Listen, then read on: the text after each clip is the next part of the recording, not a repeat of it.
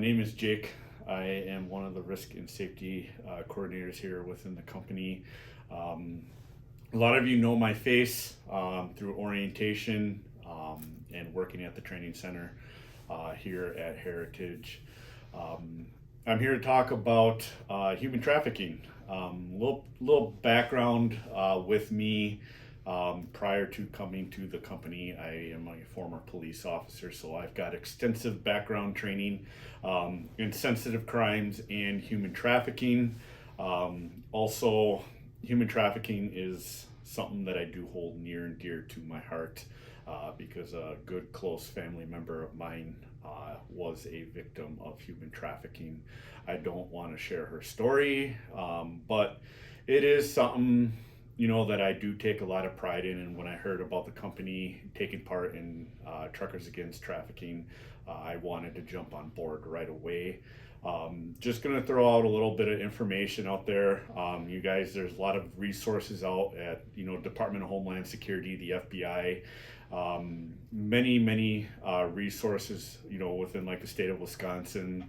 I know Brown County Sexual Assault Center has a lot of resources for drivers, family members to, learn about this topic because it is something that is serious. It is a kind of a hush-hush crime because a lot of people that are victims in human trafficking don't report it, whether they're able to get away or not. It goes unreported. So I just want to share some useful tips for our truckers out there because you guys are the eyes and ears of our nation. You guys are on the highways. You guys are at the rest stops. You see things a lot more before law enforcement or detectives or investigators see. So one thing I want to highlight is, you're at a truck stop and, you see a vehicle that you just feel like it doesn't belong there. You get a vehicle with like 10 girls that get out, they're not dressed as they should for a truck stop. That would start throwing some red flags. I would be, kind of aware of it.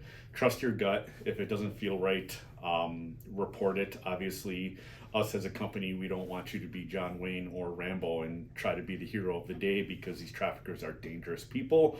But passing that information along to, local law enforcement, there's a hotline on the Department of Homeland Security that could get you set up with someone. It's 24/7 hotline. Get that information to them. Any little thing that you notice of the vehicle, make, model, the description of the girls, description of who brought them to the rest stop. All that stuff is going to help investigators and local law enforcement potentially save a life and get a victim off the streets.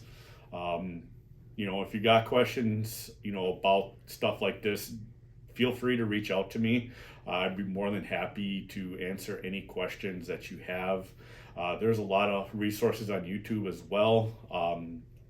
I encourage a lot of our drivers when they go through orientation to watch Elizabeth Smart. She was that girl that was kidnapped in Utah out of her home. I took a seminar with her. I got to hear her story, got to hear everything that she went through, and it was very eye-opening and very humbling experience. There's a lot of videos on that, so if you got your rest time, and you want to learn more, venture out onto the web. This is something that, as a company, we should really hit the ground running with instead of just shutting our curtains and hoping it goes away.